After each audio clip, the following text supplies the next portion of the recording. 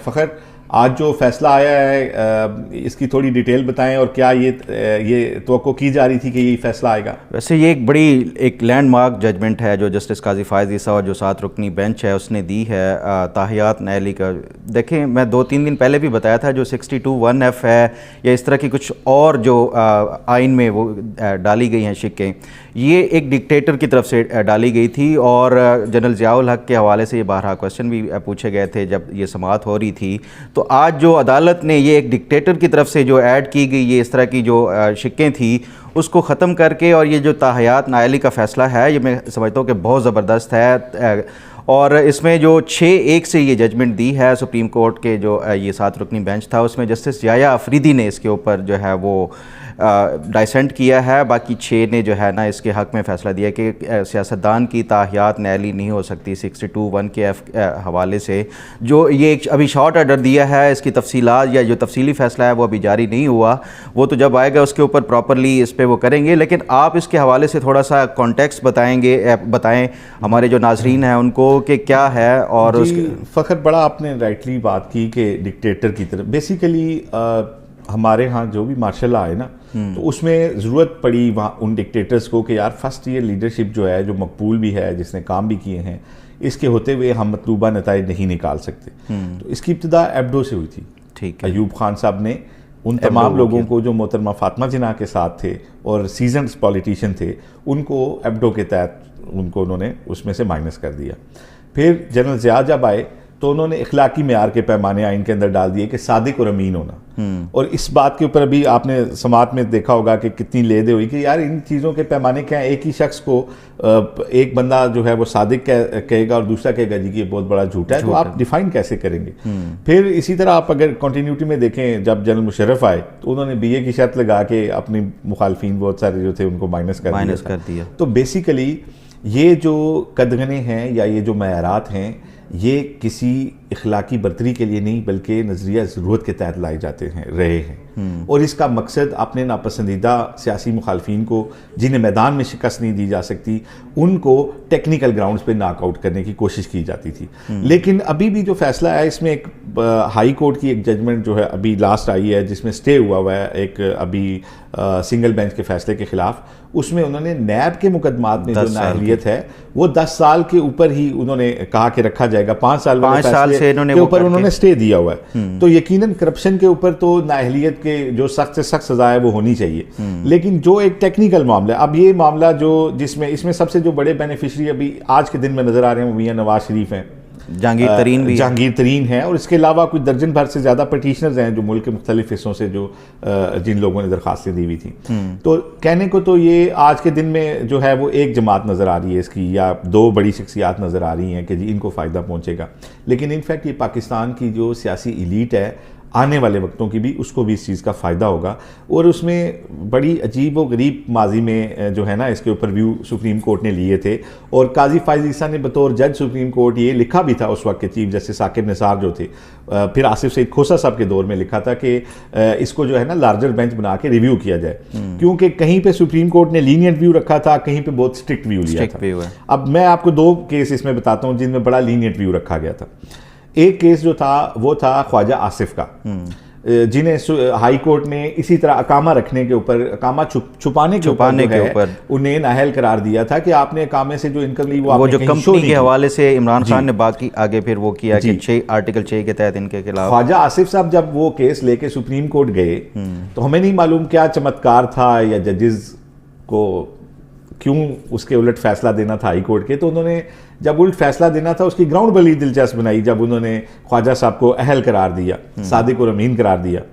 उन्होंने कहा जी कि आपने कामे से जो इनकम थी जो आपने शो नहीं की, लेकिन वो इनकम क्योंकि आपने खा ली है, इस्तेमाल कर ली है, तो आप सादिक और अमीन है।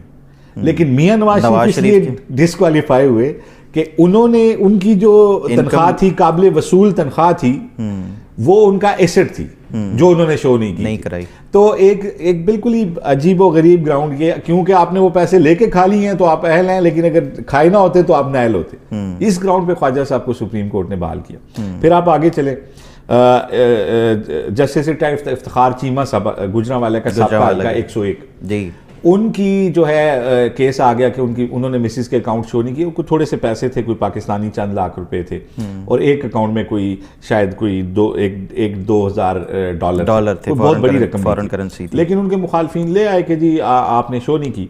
तो मुझे याद है बेंच ने कहा कि चीमा साहब, हम अपनी कसम नहीं खा सकते लेकिन आपकी कसम खा सकते हैं, आपने शो नहीं किए। मतलब जजेस ने इजहार किया इस चीज़ का। तो चीमा साहब ने कहा जी कि अब ये निजी मामला है, लेकिन अब ये अखबार की और मीडिया की जीनत बनने में मजबूरी है, बनेगा, अब मैं बता देता हूँ। तो उन्होंने बताया कि मेरी कोई 3 दहाइयों से ज़्यादा जो है अपनी मिसेस से सेपरेशन है। अच्छा, लेकिन डाइवोर्स नहीं तो हम दोनों खानदानों के दरमियान बातचीत ही नहीं है। लेकिन क्योंकि ऑफिशियली डाइवोर्स नहीं हुई तो उनके जो जाहिर बात है वो डिपेंडेंट के उसमें आ जाते हैं। अहलिया के अकाउंट्स में मैंने वो क्रॉस लगाया था, मैंने नहीं बताया था, मुझे इल्म ही नहीं था, ना मैं पूछ सकता था। तो वहां सुप्रीम कोर्ट ऑफ पाकिस्तान ने जब रिकॉर्ड सारा उनका देखा और वो चेक किया तो वहां लीनियंट व्यू रखा और उन्हें सिर्फ डी सीट किया, उन्हें डिस्क्वालीफाई ना किया, और वो दोबारा गए और इलेक्शन जीत के जो है वो आ गए। तो इसी चीज़ के ऊपर जो है ना, इससे पहले जस्टिस काजी फायज ईसा ने ये लिख के भेजा था कि जी इसके ऊपर सुप्रीम कोर्ट एक लार्जर बेंच बना के इसके जो है इसके स्टैंडर्ड सेट करे, और जो है कहीं पे जब आप लीनियंट व्यू ले रहे हो, कहीं पे आप स्ट्रिक्ट व्यू ले रहे हो, तो ये मुनासिब नहीं है। इसी तरह आप देखें जब इमरान खान के ऊपर सादिक और अमीन का केस था तो तहरीरी तौर पर 7 मरतबा मौक़िफ़ तब्दील किया गया था बनी गाला की ज़मीन के हवाले से जो तहरीरी तौर पे, लेकिन सुप्रीम कोर्ट ने उन्हें सादिक और अमीन ही करार, ठीक है। तो अब जो जजमेंट आई है, मेरा ख्याल है ये आज हो सकता है लोगों को लग रही हो कि किसी एक जमात को फ़ायदा है, लेकिन इनफैक्ट ये सारी पॉलिटिकल एलीट को फ़ायदा है जिन्हें नज़रिया ज़रूरत के तहत माइनस किया जाता है। और जो बातें वहाँ पे समात के दौरान लोगों ने सुनी, क्योंकि लाइव थी, उसमें जस्टिस काजी फायज ईसा ने भी जिक्र किया कि मेरे फादर जो थे काजी ईसा साहब, जो कायदे आज़म के दस्तराज के जरिए वो किया, उनको भी अब्डो के तहत अयूब खान ने नाअहल किया था।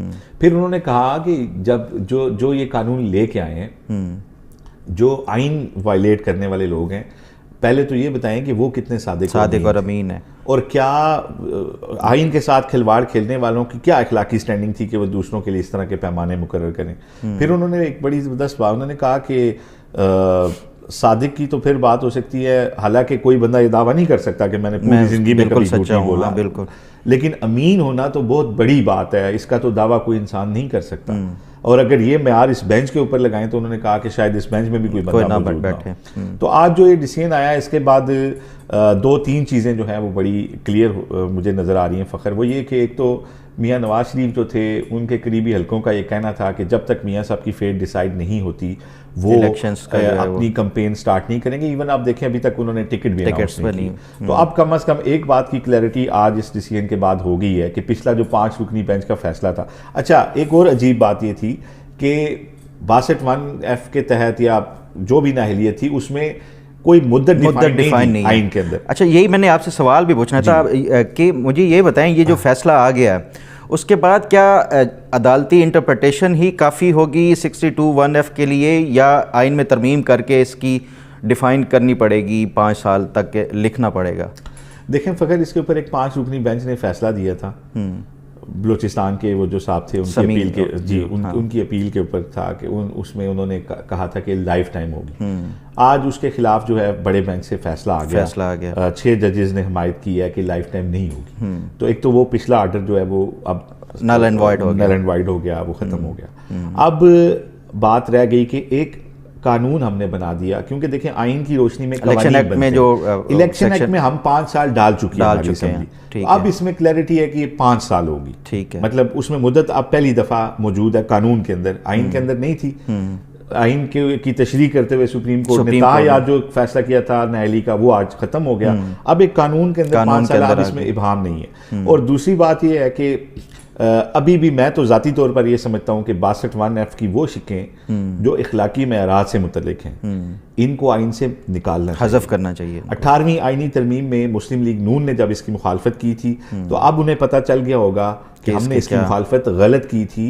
ये सियासतदानों को का रास्ता रोकना टेक्निकल चीज़ों के साथ जो है वो दुरुस्त बात नहीं है। हाँ, अगर किसी पे करप्शन साबित हो तो उस पर नाअहली अगर 10 साल है तो वो ठीक है, मैं तो इसका हामी हूँ कि फिर तो लाइफ टाइम, अगर कोई करप्ट है उसको लाइफ टाइम बैन करें। लेकिन मसला ये है कि यहाँ पे पाकिस्तान में, मैंने जिस तरह आपसे पहले कहा कि यहाँ पे कवानीन जो हैं वो पहले प्लान देखे जाते हैं कि इससे कौन कौन हर्ट होगा, उसकी रोशनी में बनाए जाते हैं, खासतौर पर जब डिक्टेटरशिप मुल्क में होती है। तो अब कम अज़ कम ये क्लैरिटी है। दूसरा एक फ़ख्र इसका एक और जो सियासी पहलू है वो ये है कि अब जलसों का जो सिलसिला है मुल्क में, कम अज़ कम मुस्लिम लीग नून की जो कैंपेन है वो मुझे लगता है कि वो अब फुल स्विंग में ट्रिगर होगी, प्रॉपर होगी।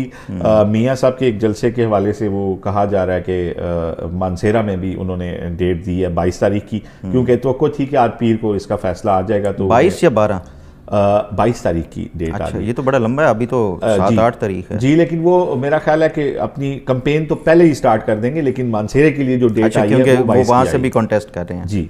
तो वो 22 की आई है। मेरा ख्याल है कि पिछले महीने जो था वो ये तय हो रहा था कि कैंपेन का आगाज़ कराची से किया जाए। वहाँ की तंजीम तैयार भी थी मियाँ साहब को बुलाने के लिए, और बल्कि मज़ार कायद पे जलसे के लिए प्लान किया जा रहा था। तो अब देखते हैं कि वो कराची से स्टार्ट करते हैं या किसी और शहर से। बाद में फिर मरी की तजवीज़ भी आई थी कि पहला जलसा यहाँ पे करें, बल्कि वर्कर कन्वेंशन एक हुआ भी था, लेकिन एक बड़ा जलसा जो है वो उसकी बात अभी हो रही थी। तो लेट्स सी के आगाज़ कहाँ से होता है। लेकिन अब मुझे एक तो कैंपेन चलती नज़र आ रही है, और उससे पहले जो टिकटों का मसला जो इतने टाइम से वो बोर्ड के पास था सारा, अब मुझे लगता है कि वो भी जल्दी होगा। ये आने वाले जो है ना दिनों में वो चीज़ जो है वो आ जाएगी सामने। तो मुल्की सियासत पे इस फैसले के बाद जो है वो जो एक गू की कैफियत थी और अनडिसाइडेड चीज़ें थी, मेरा ख्याल है हम स्टेप फॉरवर्ड अब इसके बाद जो है वो होंगे। ठीक।